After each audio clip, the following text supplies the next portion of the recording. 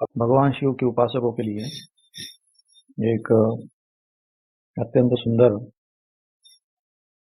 और प्रभावशाली स्तोत्र का विधान आप लोगों के समक्ष रख रहा हूं। इस स्तोत्र का नाम है शिव शतनाम स्तोत्रम और इस स्तोत्र के ऋषि है स्वयं भगवान नारायण।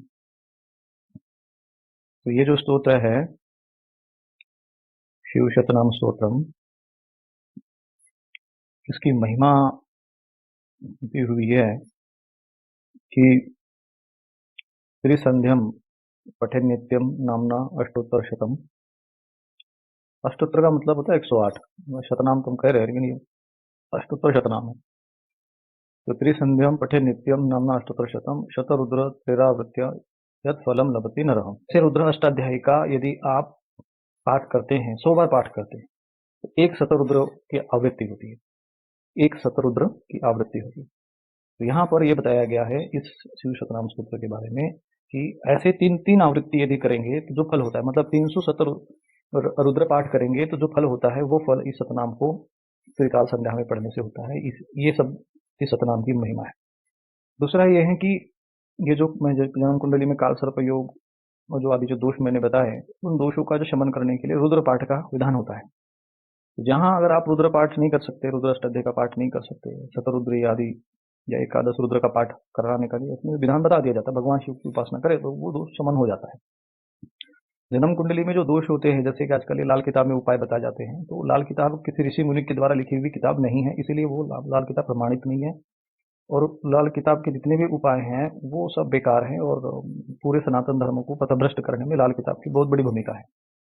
ये समझ लीजिए कि युगों के प्रभाव से ऐसे दूषित चीजें समाज में आती रहती हैं, फिर लोगों को इस तरीके से हाँ भाई यहाँ चांदी गाड़ दो, हाँ ये कर दो, ये कर दो, यहाँ जाला हटा दो, घरों में मंदिर नहीं होना चाहिए, इस तरीके की चीजें उसमें प्रभावित करने का प्रयत्न किया जाता है।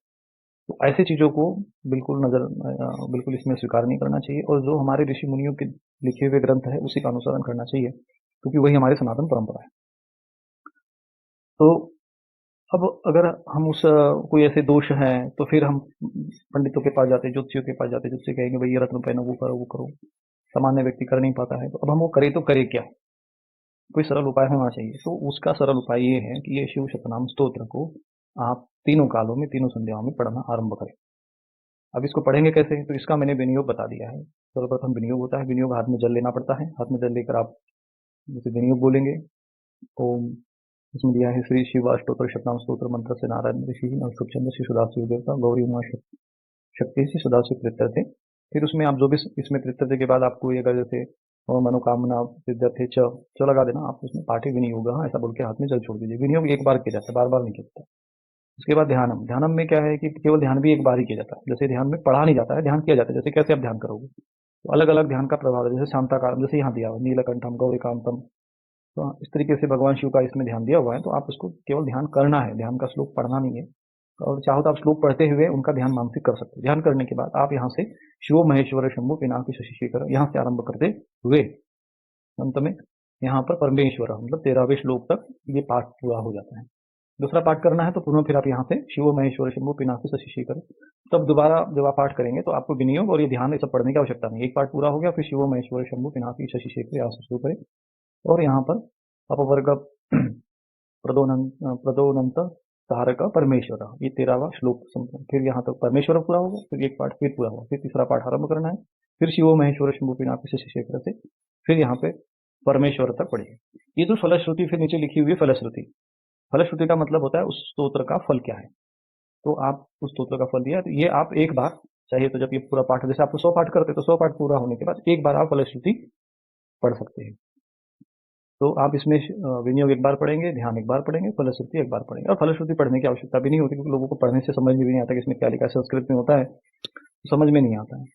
फिर इसमें एक चीज और नीचे लिखा हुआ है फलश्रुति में, बिल्व पत्रे प्रशस्तेश्य पुष्पेश्य तुलसी दले पिलाक्षत जीवन मुक्त न संशय। मतलब इसमें लिखा है कि बिल्व पत्र, पुष्प, तुलसी दल और तिल अक्षत, ये 5 चीजें इसमें बताया। ध्यान रखना, तुलसी दल भगवान शिव पे चढ़ाया जाता है, बिल्व पत्र चढ़ाया जाता है, पुष्प आप चढ़ा सकते हैं, तिल और अक्षत, ये 5 चीजें अगर भगवान शिव को चढ़ाया जाए, उससे पूजन किया जाए, जीवन मुक्त न संशय, वो जीवन मुक्त हो जाता है।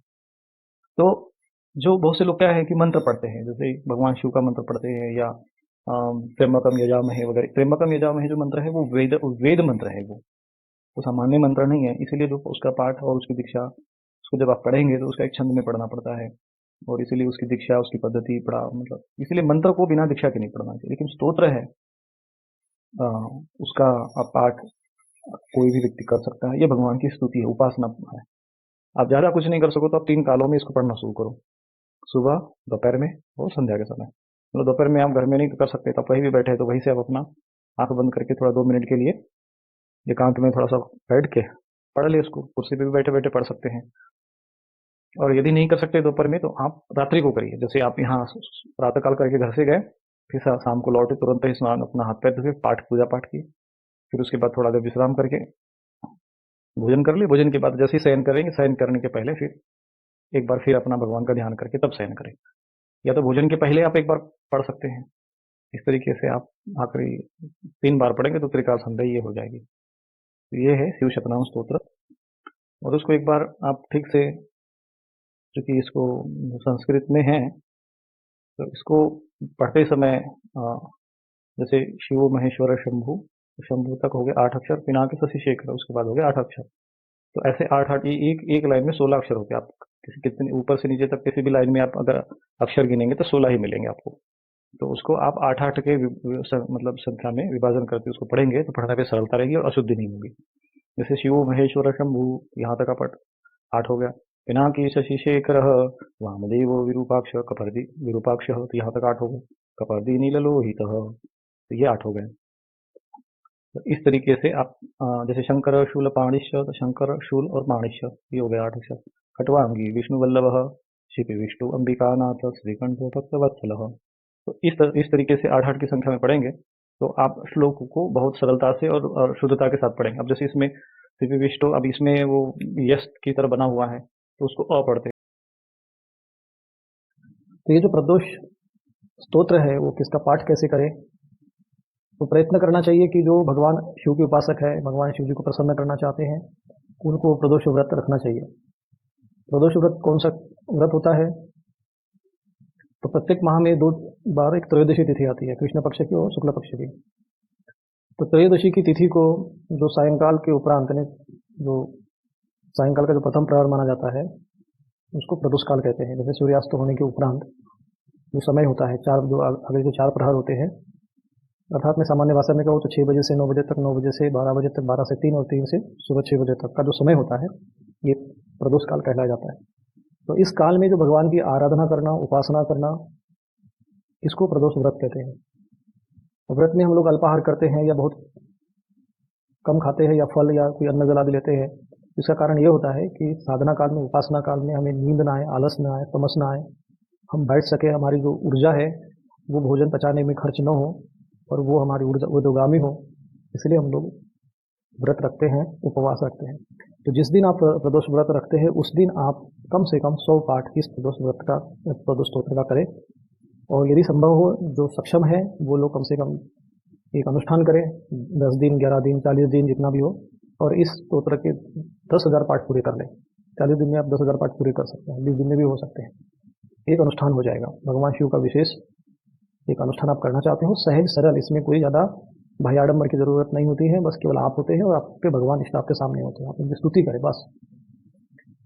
और जो उनका पूजन है, संक्षिप्त में पूजन शिवलिंग का आदि करके आप पाठ करें सीधा। इसमें कोई विधि विधान की और विशेष आवश्यकता नहीं पड़ती है। और संकल्प में बस केवल आप मन ही मन बोलना है कि मैं भगवान शिव की प्रसन्नता के लिए, अपनी जो मनोकामना हो या आपकी जो समस्या हो, संकट हो, उसके निवारण के लिए मैं ये प्रदोष स्तोत्र का इतना संख्या में पाठ करने का संकल्प करता या करती हूँ, ऐसा बोल के जल छोड़ देना, बस हो गया संकल्प। ज़्यादा विशेष उसमें कुछ विधि विधान की आवश्यकता भी नहीं है। तो इस प्रकार से ये स्तोत्र का आप 10,000 पाठ करेंगे तो सिद्ध हो जाएगा। उसके बाद आप नित्य 11 पाठ करते रहिए, 3 पाठ करते, जितना संभव हो 11 पाठ करने का, तो उसका फल ही अलग है। तो ये स्तोत्र का अनुष्ठान करने के उपरांत यदि आप नित्य 11 पाठ करें तो आप कैसे भी, कोई व्यक्ति होगा उसका, जैसा कि उसमें स्तोत्र के फल में लिखा हुआ है कि ये सर्वपापहारी है, सर्वरोगनाशक है, दरिद्रता का नाश करने वाला है। उसमें प्रार्थना की गई है कि हमें समृद्धि की प्राप्ति हो, हमारे ऋण का नाश हो। तो उस प्रार्थना की जो सफलता भगवान शिव की कृपा से हो जाती है। तो आपको ये स्तोत्र करना चाहिए। जो लोग कहते हैं गुरुजी हमको दरिद्रता या कुछ ऋण, हमारे ऊपर कर्जा हो गया है, आर्थिक समस्या है, तो उनके लिए एक तो शिव दरिद्रता नाशक स्तोत्र है और एक प्रदोष स्तोत्र है। तो प्रदोष व्रत रखते हुए यदि प्रदोष स्तोत्र किया जाए तो ठीक है। और जो लोग मान लीजिए व्रत रखते हैं 10,000 पाठ करके अनुष्ठान नहीं कर पाए, तो केवल प्रदोष व्रत रखते हैं और उस दिन एक दिन केवल त्रयोदशी को 100 पाठ करते, तब भी आपको उसका फल मिलेगा। आप 3 महीने 6 महीने लगातार इसको आप करके देखिए, इसका आपको कम से कम उसका फल मिलेगा। और व्रत भी रखना है तो कम से कम 13 व्रत तो पूरे कर लेने ही चाहिए। इस प्रकार से ये स्तोत्र के साथ यदि आप प्रदोष व्रत करेंगे, प्रदोष स्तोत्र का पाठ करते हुए ये व्रत करेंगे, तो उसका फल, उसकी जो महिमा बड़ी श्रेष्ठ होगी, बहुत अद्भुत होगी और आपके लिए कल्याणकारी होगी। देखते हैं कि उनको ये जानकारी नहीं है कि व्रत क्यों रखा जाता है, व्रत के पीछे उद्देश्य क्या है, उसका रहस्य क्या है, और वो भी व्रत के दिन खूब ठूस ठूस कर खाते हैं। बस चावल नहीं खाएंगे, रोटी नहीं खाएंगे, लेकिन अन्य चीज़ें जो है, दूध भी खाना है, फल भी खाना है, दूध भी पीना है, फल भी खाना है, और अन्य भी जो आजकल नई नई चीज़ें फलाहार के रूप में आई हैं, वो भी सब लोग ग्रहण करने लग जाते हैं। तो ये व्रत नहीं है, ये केवल एक मन के लिए आत्मसंतुष्टि की, चलो हम भगवान का व्रत रखते हैं। व्रत ये है कि आप बिल्कुल भोजन न करें। तो महीने में एक दिन आप जैसे जो वैष्णव होते हैं वो एकादशी रखे, और वैष्णव माने जो भगवान विष्णु के उपासक, और भगवान शिव के उपासक को स्मार्त कहते हैं, शैव कहते हैं। उनके लिए प्रदोष व्रत श्रेष्ठ है। तो ऐसा जब व्रत रखते हैं तो आप बिल्कुल फलाहार रहे या निराहार रहे या जलाहार रहे या एक समय का आहार करें, एक आहार रहे, तो व्रत है। अन्यथा व्रत के नाम पर केवल मानसिक संतुष्टि भले किसी को हो जाए, लेकिन वो व्रत नहीं। व्रत का जो मुख्य उद्देश्य होता है कि हम उस काल में, उस दिन या उस तिथि में जिस देवता के निमित्त हम व्रत करते हैं, उनकी उपासना कर सके, उनकी आराधना कर सके, उनके निमित्त स्तोत्र पाठ कर सके, उनकी स्तुति कर सके, उनका पूजन कर सके। इसलिए खाली पेट रहना बहुत जरूरी है। आपने देखा होगा प्रातःकाल तो हम लोग पूजन कर सकते हैं, लेकिन भोजन करने के बाद कोई पूजा में बैठ जाए, बैठ नहीं सकता है, क्योंकि तब ऊर्जा हमारी भोजन पचाने में लग जाती है, प्राण ऊर्जा हमारी भोजन पचाने में लग जाती है और निम्नगामी हो जाती है, और तब आपका ध्यान नहीं लगेगा, आपकी जो ऊर्जा है वो हृदय में प्रवेश नहीं कर पाएगी, और वो आनंद और वो सुख आपको प्राप्त नहीं होगा जो साधना उपासना से प्राप्त होना चाहिए। इसलिए व्रत रखा जाता है। आज एक स्तोत्र मैं आप सबके सामने रख रहा हूं, जो विशेषकर जो लोग दरिद्रता से, गरीबी से, किसी विशेष रोग दुख आदि से पीड़ित रहते हैं, उनको कोई उपाय सामने दिखाई नहीं देता, उनके सारे परिश्रम, उनकी सारी मेहनत ऐसा लगता है जैसे व्यर्थ जा रही हो। सब कुछ घर में होते हुए भी जैसे लगता है कि घर में शांति नहीं है, सुख नहीं है। बहुत से लोगों के पास धन का आवागमन होता है, लेकिन फिर भी वो लोग कर्जे में होते हैं, धन टिकता नहीं है। तो इस प्रकार से तो धन से संबंधित बाधा रहती है। कुल मिलाकर ये स्तोत्र भगवान शिव की कृपा से जो गृहस्थ व्यक्ति की मनोकामनाएं होती है, जो धर्म अर्थ काम और मोक्ष जो की उसकी भावना रहती है, उन सबको पूर्ण करता है। और ये भगवान महर्षि वशिष्ठ जी के द्वारा रचित ये स्तोत्र है। तो आप महाशिवरात्रि के पर्व पर भी इसको आप सिद्ध कर सकते हैं। तो जैसे महाशिवरात्रि का प्रथम प्रहर होता है, संध्या काल से आरंभ होता है। जैसे साधारण भाषा शब्दों में कहे तो शाम को 6 बजे से 9 बजे तक एक प्रहर, 9 से 12 दूसरा प्रहर, 12 से 3 तीसरा प्रहर, 3 से 6 सुबह सूर्योदय के पूर्व तक एक और चौथा प्रहर। तो आप इसको भगवान शिव का पूजन करने के उपरांत जब भी आप कोई भगवान शिव जी के नाम का जप करेंगे, तो उसके बाद कोई स्तोत्र आदि करना हो तो ये स्तोत्र पाठ आप 108 बार कर सकते हैं। फिर दूसरे प्रहर का पूजन करने के बाद जप करें, जप के बाद फिर इसके 108 बार पाठ करें। कुल मिला के चारों प्रहर में 432 पाठ इसके पूर्ण हो जाए, तभी ये शिवरात्रि में सिद्ध हो जाता है। अधिक पाठ कर सके तो और अच्छा है। तो ये एक सरल विधि हो गई। दूसरी सरल विधि ये है कि आप किसी भी सोमवार से आरंभ करके आप 1000 पाठ, जैसे प्रतिदिन 100 पाठ किए तो 10 दिन में 1000 पाठ पूर्ण हो जाएंगे। नवरात्रि में भी आप उसको कर सकते हैं, जैसा कि अन्य स्तोत्रों के बारे में होता है। ये सामान्य सिद्धि के लिए होता है। विशेष सिद्धि करनी है तो 10,000 पाठ करिए। चूंकि इसमें कोई विनियोग, चूंकि ये पुराणोक्त स्तोत्र है, तांत्रोक्त नहीं है, इसलिए इसका कोई विनियोग कहीं उपलब्ध नहीं है। तो इसमें संकल्प करना होता है। तो आप उसको पढ़िए। फलश्रुति, जैसे आप 100 पाठ करेंगे तो उसमें फलश्रुति को पढ़ने की जरूरत नहीं है, जो उसके 8 श्लोक है वो पढ़िए। इस तरीके से ये सिद्ध हो जाएगा। विशेष सिद्ध करना हो तो 10,000 पाठ करिए। जब ये याद हो जाए, कंठस्थ हो जाए, तो आप उसको 10,000 पाठ कर सकते हैं। किसी विशेष भगवान शिव जी के स्थान पे जाकर कोई एकांत में, बहुत एकांत में शिवलिंग हो, या कोई जो द्वादश ज्योतिर्लिंग है, महाकाल, काशी विश्वनाथ आदि तीर्थ स्थानों में भी इसकी सिद्धि की जा सकती है। और विशेषकर कोई एकांत में नदी किनारे या जंगल में कहीं उपेक्षित कोई शिवलिंग हो तो वहां पर इसकी विशेष सिद्धि होती है। लेकिन सामान्य साधकों को थोड़ा सा उसमें डर भय लगता है, इसलिए वो लोग करते नहीं है, वहां जाकर भी कर सकते हैं।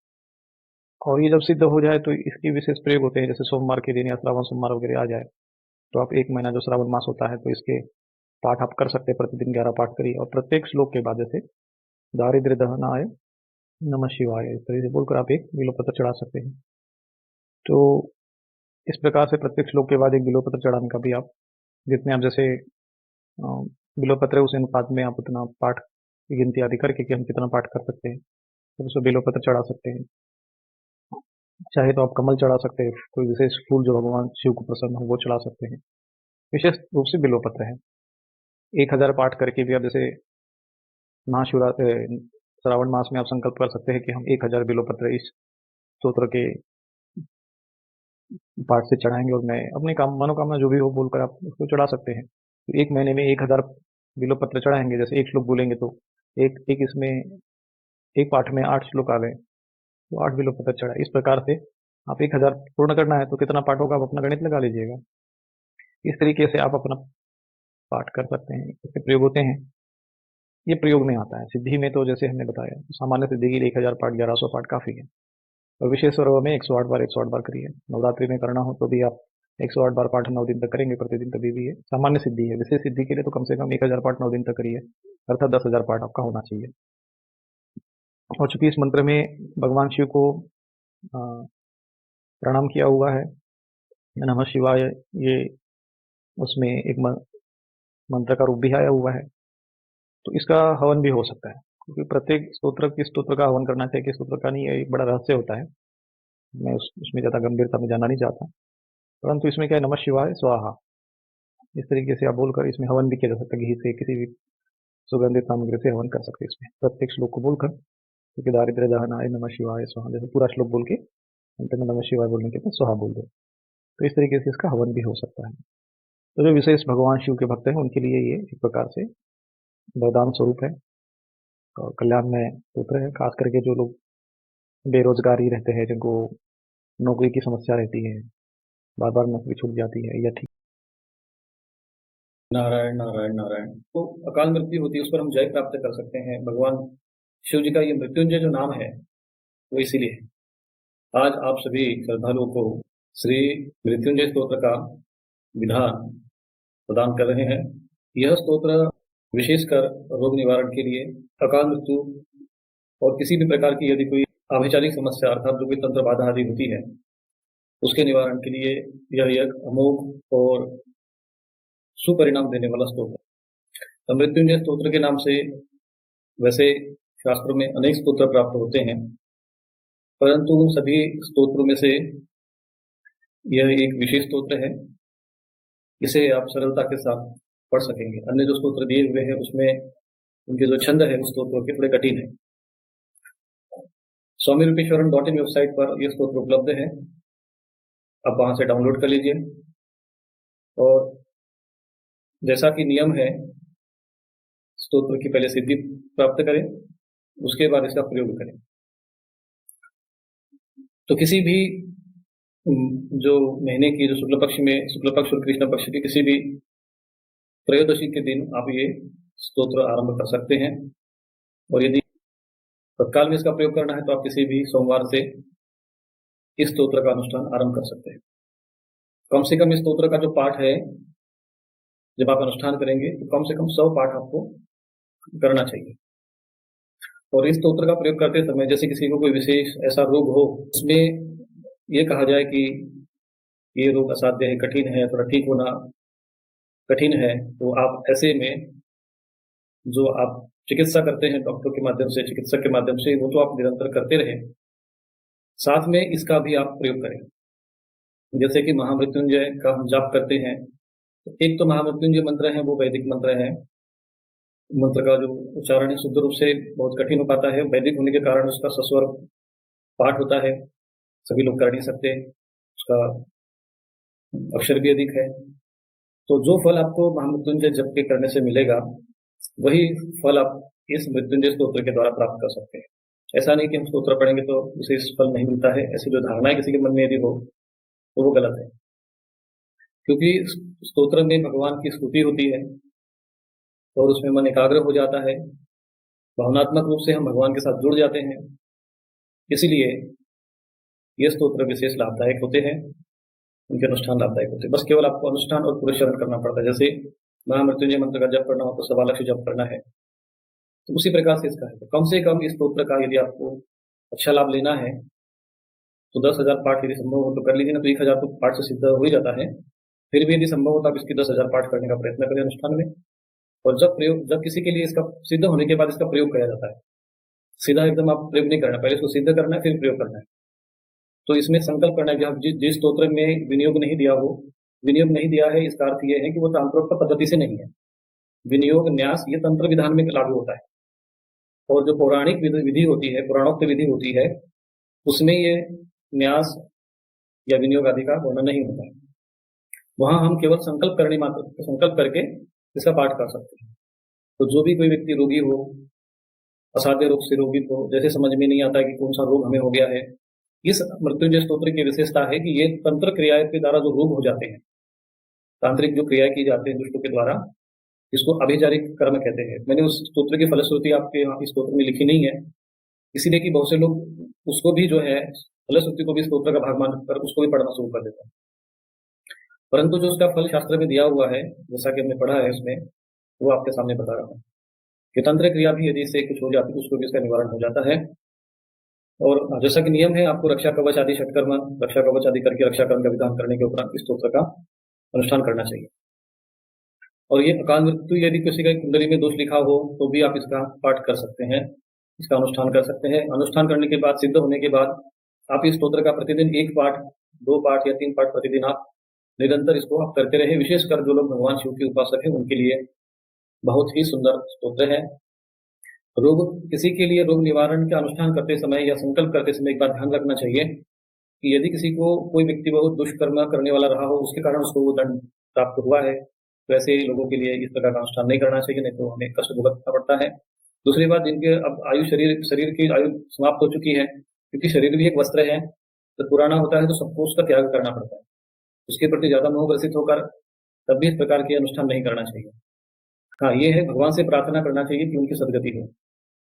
यदि इस स्तोत्र का प्रयोग हम उनके लिए इस प्रकार से करें कि उनको सदगति हो, इस भाव से भी करेंगे तभी उसका लाभ होगा। और यदि कुंडली में किसी प्रकार के अकाल मृत्यु आदि दोष लिखा हो, ग्रह बाधा से संबंधित कुंडली में कोई दोष हो, तो उसका भी संकल्प करके आप इस स्तोत्र का पाठ कर सकते हैं। और यदि किसी को अनुष्ठान भी करना है तो उसके लिए, क्योंकि वो वैदिक पद्धति होने के कारण, जो महामृत्युंजय मंत्र है वो वैदिक मंत्र है, और जो तांत्रोक्त मंत्र है वो 3 अक्षर का होता है। जो लघु महामृत्युंजय मंत्र होता है वो 3 अक्षर का होता है, और उसमें संपूर्ण देकर जिस व्यक्ति को अपन ठीक करना होता है या उसके रोग निवारण के लिए जब करना होता है, तो उसका संपूर्ण देकर उसके नाम के साथ संपुट लगाकर उस मंत्र का जप किया जाता है। तो बहुत छोटा मंत्र होता है, उसमें आप 1.25 लाख या 4, कम से कम इस प्रकार का रोग निवारण के लिए 4 लाख जप कम से कम होना चाहिए। महामृत्युंजय मंत्र वैदिक होने के कारण उसको 4 लाख जप करने में बहुत कठिनाई हो जाती है, इसलिए उसमें खर्चा अधिक लगता है, क्योंकि फिर जापक को बुलाते हैं तो उसमें बहुत अधिक लोगों की आवश्यकता पड़ती है, उसमें व्यय ज्यादा खर्च बहुत अधिक करना पड़ता है। तो ऐसे समय में ये मृत्युंजय स्तोत्र, जिनके लिए महामृत्युंजय जब बताया गया है उनके लिए मृत्युंजय स्तोत्र उसके स्थान पर प्रयोग कर सकते हैं। दोनों का फल एक जैसा ही है, दोनों की महिमा एक जैसी है। तो ये मृत्युंजय स्तोत्र को आपको पढ़ना चाहिए। तो मैं उस स्तोत्र पर आता हूं। तो उस स्तोत्र का जो नाम है वो है उमा महेश्वर स्तोत्रम। वेबसाइट में मैंने दिया है, ये अंग्रेजी में भी है, संस्कृत में भी है और हिंदी में भी कर दिया गया है। अब इसको आप डाउनलोड। और ये भगवान जो अपने शंकराचार्य है उनके द्वारा रचित है, इसलिए ये सिद्ध स्तोत्र है। तो यहाँ पर 12 नरो यह ये लिखा हुआ है, यानी इसमें 12 श्लोक है। तो 12 श्लोक है, तो 12 श्लोक को त्रिसंध्यम, तीनों कालों में पढ़ना है आपको। इसको पहले रट लो। इसका जो महिमा लिखी गई है, स्तोत्रम त्रिसंध्यम शिव पार्वतीभ्याम भक्त्या पठे 12 नरो यः स सर्व सौभाग्य फलानि भुंक्ते शतायुरांते शिवलोक मेति, कि वो सर्व सौभाग्य को प्राप्त होता है, उसको सर्व सौभाग्य का फल मिलता है। और सर्व सौभाग्य का मतलब आप ये समझ लेना कि आपके जीवन में जितना भी सौभाग्य से संबंधित आप फल चाहते हो, कि हमें ये फल मिले, हमारी ये मनोकामना पूर्ण हो, हमारी ये इच्छा पूर्ण हो, तो कोई भी ऐसी कामना इसमें नहीं। और भगवान शिव और पार्वती एक ऐसे देवता है अब जैसे देखेंगे आप, इसको हिंदी में आपको इसको मैं अनुवाद बताता हूँ एक छोटा सा। देखो दूसरे नंबर पे लिखा है शिव और शिवा, क्योंकि भगवान शिव और पार्वती दोनों की कृपा चाहिए। पता चला कि शिव जी को मिली तो शिवा की नहीं मिली, पार्वती जी की कृपा नहीं मिली, दोनों की चाहिए। शिव और शक्ति के बिना ये संसार का सौभाग्य आपको प्राप्त नहीं हो सकता। तो शिव और शिवा को यानी उमा को नमस्कार है, जिसके लिए हर्षोल्लास से उत्सव मनाए जाते हैं। जो याचकों की इच्छित वस्तु ये प्रदान करते हैं, यानी जो याचक है, जो कामना करते हैं उनकी सारी मनोकामना पूजा, और जिनके चरणों की पूजा नारायण करते हैं, ऐसे भगवान शंकर और पार्वती, देवी पार्वती को हम नमस्कार करते हैं।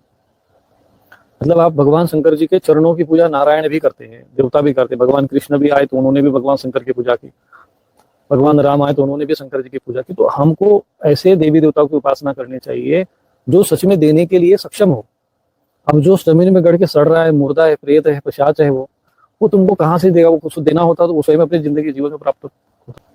इसीलिए मैं आप लोगों को कहता हूँ कि ये कामनाओं के पीछे भागना मत, और अगर कामनाओं के पीछे भागना भी है तो भगवान से कामना करो जो तुमको देने के लिए सक्षम हो, जिसके लिए वो नियुक्त हो। जैसे कि भगवती पार्वती है, समस्त कामना पूर्ण करने के लिए सक्षम है, सामर्थ्यवान है, 10 महाविद्या उनके स्वरूप है। भगवान शिव की शक्ति है, जिनके वाम भाग में बैठने से जिनकी महिमा बढ़ गई, भगवान शिव की महिमा बढ़ गई, तो वो अपने उनके धर्म जिनकी पत्नी बन गई तो उनकी महिमा बढ़ गई भगवान शंकर की। शंकराचार्य जी ने स्तुति में कहा ऐसा। तो ऐसे जो महापुरुष जो हमें ज्ञान देके गए हैं, इन महापुरुषों के आचरण का ही हमें पालन करना चाहिए और ये स्तोत्र पढ़ना चाहिए। और मान लो किसी की मनोकामना नहीं है, केवल हमें भगवान की भक्ति ही चाहिए, कृपा ही चाहिए, तब भी आपको इनके स्तोत्र पढ़ सकते हो, क्योंकि सबकी अपनी अपनी सौभाग्य होता है। किसी को कुछ, जैसे मान लो मुझे, मेरा सौभाग्य क्या होगा कि मुझे कोई अच्छा शांति का ध्यान करने के लिए जगह मिल जाए, जहाँ बैठ के शांति से भजन कर सकूँ, सुविधापूर्ण जो है अपना सात्विक भोजन मिल सके, तो यही मेरा सौभाग्य, क्योंकि उसी में मुझे आनंद है, वही मेरा स्वर्ग है। तो सबका अपना अपना सुख होता है। तो यदि कोई साधक भी है तो शंकराचार्य जी द्वारा रचित होने के कारण ये स्तोत्र स्वतः सिद्ध है, ऊर्जावान है, क्योंकि महापुरुषों के द्वारा बताई हुई साधना उपासना वो स्वयं सिद्ध होती है। जो महा है उसके द्वारा बताए हुए और जो भी उपाय वही कार्य जो सिद्ध करते वही मनोकामना पूर्ण करते हैं, क्योंकि उसमें उनकी तपस्या, उसमें उनका संकल्प वो कार्य करता है। तो नमः शिवाभ्याम, अब इसको आप लोग इसको छंद में पढ़ सकते हैं। नमः शिवाभ्याम नवयौवनाभ्याम परस्पराश्लिष्टवपुर्धराभ्याम नगेन्द्र कन्या विषकेतनाभ्याम नमो नमः शंकर पार्वतीभ्याम। तो इस स्वर में आप इसको पढ़ सकते हो, सारे जितने भी स्तोत्र हैं। तो भगवान के बड़ा सुंदर है, और ये स्तोत्र इतना आनंदमग्न करता है व्यक्ति को कि इसको पढ़ने मात्र से आपका हृदय भी हृदय सद्गत होगा, तो भगवान का क्यों नहीं होगा। और भगवान जहाँ पर प्रसन्न है, कभी कभी ऐसा होता है भगवान थोड़े से कठोर हो जाते हैं, लेकिन पार्वती माता कहती है कि नहीं, इन पे कृपा कर दीजिए, अरे इसके तो पाप कर्म थोड़ा भी बचे, इसको थोड़ा सा तपस्या चलने दो। लेकिन वो माता का हृदय होता है तो वो ज्यादा द्रवित हो जाती है, कहती कि नहीं नहीं ऐसा कर दो। तो दोनों जब साथ में रहते तो मामला बन जाता है। और कभी कभी ये होता है कि भगवती रुष्ट हो गए तो कह देंगे भाई ठीक है चलो मेरा भक्त है, तुम उसको कष्ट होगा तो मुझे भी कष्ट होगा, तुम चाहती हो कि मुझे कष्ट हो। भगवती सोचेगी कि अरे हाँ बात तो ठीक है, चलो इसको क्षमा कर देते हैं।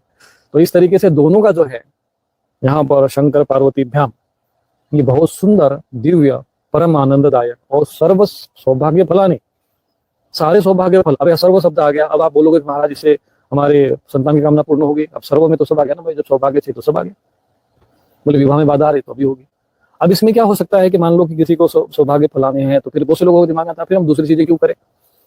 जब तुम्हारे ऊपर देव कृपा होगी, इष्ट कृपा होगी, तो वो तुमको मार्गदर्शन करना शुरू करते हैं, तुम्हें सद्बुद्धि प्रदान कर। देखो किसी का भी विनाश करना हो तो उसकी बुद्धि का नाश कर दो, विनाश काले विपरीत बुद्धि, बुद्धि पे अटैक कर दो, तो भगवान कृपा करेंगे, सद्बुद्धि देंगे। ददामि बुद्धि योगम तभी नमाम उपयांति थी। भगवान कहते हैं जिसको भी मैं कृपा करता हूँ उसको मैं बुद्धि योग देता हूँ। तो भगवान मार्ग देते हैं, सामर्थ्य देते हैं, सद्बुद्धि देते हैं, सदगुरु देते हैं, सन्मार्ग देते हैं। तो ये जो चीजें हैं हमें मिलती है और हमारा जीवन सुखमय होता है। उसके लिए विधान है, तो कम से कम आपको 1100 पाठ का एक अनुष्ठान आपको करना है, पहला काम। फिर 2 अनुष्ठान करो, फिर तीसरा अनुष्ठान करो, फिर चौथा अनुष्ठान, कम से कम 4 अनुष्ठान आप पूरे कर लीजिए। फिर इसके बाद ये आपका मतलब स्तोत्र हो गया फिट। अब ये 4 अनुष्ठान पूरा करने में आपको बहुत सारे विघ्न बाधा आएंगे। अब ये भगवान और पार्वती भाई वो स्तोत्र हमने बता दिया भाई गाड़ी ये है आपको बैठ जाओ। अब उस रास्ते में भाई कहीं गड्ढा होगा, कभी कुछ ही होगा, कभी ट्रैफिक जाम लग जाएगा, कहीं कुछ होगा। अब ये तुम्हारी समस्या है। अब तुम लोग जो है इसको पार करो। ये तुम्हारी परीक्षा, ये तुम्हारी तपस्या, ये तुम्हारा व्रत है, ये तुम्हारी उपासना, ये साधना है। एक बार भगवान शंकर जी तक पहुंचे भाई, उनके एक परीक्षा आपने पास कर लिया, यूपीएससी अपने पास निकाल दी, बस बाकी काम खत्म फिर आपका। फिर उसको सरकार को पता ही भाई इसको कहीं ना कहीं ज्वाइन करा नहीं करा।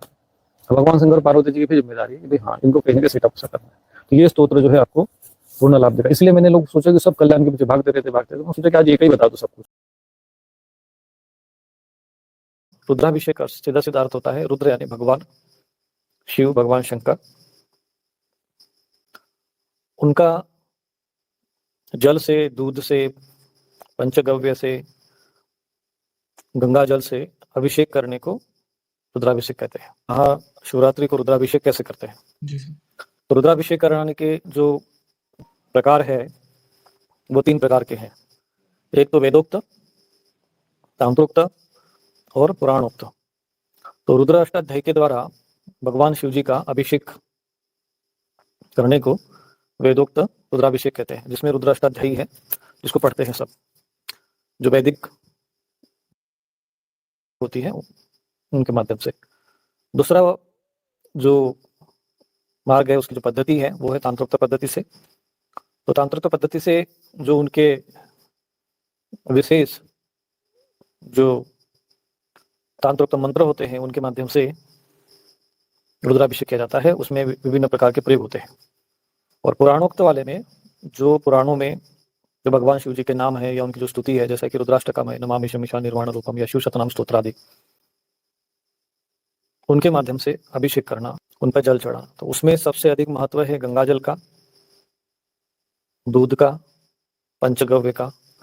अलग अलग पदार्थों से भी उनका अभिषेक कर सकते हैं। अभिषेक करते समय ये धारा जो उनके ऊपर गिराई जाती है शिवलिंग के ऊपर, वो खंडित नहीं रहनी चाहिए। अथवा आप यदि मंत्र से करते हैं, किसी नाम से जप कर सकते हैं, तो किसी आचमनी के माध्यम से भी उनको जल छोड़ सकते हैं। परंतु ये सबसे अच्छा है कि आपकी जो धारा है वो अखंडित होनी चाहिए। इसके लिए एक व्यक्ति पाठ करे, दूसरा व्यक्ति उसको श्रृंगी को धारण उसको पकड़ कर रखे, इस प्रकार से वो अभिषेक करे। इसमें कई प्रश्न भी है, जैसे कि हमारे एक वेबसाइट पर हमने शिव शतनाम स्तोत्र दिया हुआ था, शिव शतनाम मावली का भी मंत्र दिए थे। उसके माध्यम से सबसे अच्छा है कि आप अभिषेक करें, या तो रुद्राष्टकम पढ़ते हुए। इसमें कई अभी मुझे 1-2 प्रश्न ऐसे आए बार बार कि इसमें जो अभिषेक का जो जल होता है उसमें काले तिल मिला सकते हैं क्या? आजकल जो काले तिल को लेकर, क्योंकि टोटकाचार्यों ने लोगों की बुद्धि को ऐसा भ्रमित कर दिया है, ये सब लाल किताब और यहाँ मास्टरों ने टोटके इतने अधिक आ गए हैं। तो मैं ये कहूँगा कि यदि शास्त्र में ऐसा कोई विधान आपने पढ़ा हो तो आप कर सकते हैं, पर इन टोटके वालों के चक्कर में आकर ये सब चीज़ें नहीं करना चाहिए। काला तिल ही मिलाकर करो, ये सब कुछ नहीं। सीधा सीधा ये है, या तो आप गंगा जल नहीं तो अपने सामान्य जल होता है, उसी को ही गंगे से यमुने शिव गोदावरी सरस्वती नर्मदे सिंधु कावेरी जलेस्मिन सन्निधि कुरु, ऐसा बोलकर 7 नदियों का जो आह्वान उस जल में करे, और ये वो एक प्रकार से तीर्थ जल बन जाएगा, उससे भी आप अभिषेक कर सकते हैं। अन्यथा जो गाय का दूध हो, शुद्ध गाय का दूध होना चाहिए, भैंस के दूध से न करे, या तो फिर पंचगव्य से पंचगव्य बना सकते हैं। एक तो पंचगव्य होता है, पंचगव्य का होता है दूध, दही, घी, गोबर का रस और गोमूत्र। ये 5 पंचगव्य जो पदार्थ होते हैं वो पंचगव्य माने जाते हैं। तो पंचामृत में शहद, दूध, दही, मिश्री, ऐसे जो है 5 कोई मिष्ठान्न, मीठे वस्तु मिलाकर आप उससे कर सकते हैं। तो ये पंचामृत होता है। तो पंचामृत और पंचगव्य ये 2 चीजें अलग अलग है। पंचामृत में आप मिश्री, शहद मिला देंगे तो पंचामृत हो जाएगा। पंचगव्य में मिश्री और शहद नहीं मिलाते हैं। इस प्रकार से आप अभिषेक का जल तैयार करें, पति पत्नी दोनों इसमें साथ में बैठे और प्रयत्न करें कम से कम 1 घंटे तक कम से कम 11 पाठ हो। कितना धारा थोड़ी पतली रहे ये ध्यान रखें। माना कि अखंडित भी हो गई तो उसमें कोई दोष लगेगा, कोई पाप लगेगा, ऐसा मन में भय नहीं रखना। धारा इसलिए अखंडित होनी चाहिए कि जिससे कि मन की एकाग्रता बनी रहे, एक भाव बना रहे, एक प्रवाह बना रहे। इसके लिए वो धारा प्रवाह कहते हैं उसको। और कोई प्रश्न इस विषय में?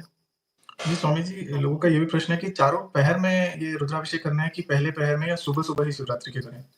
नहीं, अधिकांश लोग क्या करते हैं, शिवरात्रि आती है तो प्रातःकाल अपना पूजन कर लेते, रुद्राभिषेक कर लेते हैं।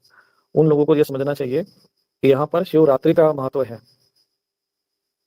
तो इसी शब्द से समझ सकते हैं कि ये पूजन जो है रात्रि में होना चाहिए। तो दिन में आप किसी प्रकार का भोजन न करें, व्रत रखें, जल आदि चाहे तो लेना चाहे तो ले सकते हैं, थोड़ा फल वगैरह ले सकते हैं, और फिर आप सायंकाल 6 बजे से आप जैसे सूर्यास्त हो जाए तो आपका प्रहर शुरू हो जाता है। 3-3 घंटे के हिसाब से प्रहर मान लीजिए, 3 घंटे की एक पूजा होगी, तो चारों प्रहर में 4 पूजा करनी है आपको। चाहे तो आप पार्थिव शिवलिंग बना लीजिए या तो फिर आप उसी से कर लीजिए। पूजन करने के लिए आपको नित्यकर्म पूजा प्रकाश पुस्तक आती है, उसमें पार्थिव शिवलिंग का पूजन दिया हुआ है। तो उसी पूजन पद्धति से आप अपने घर के जो शिवलिंग है उसका पूजन कर सकते हैं।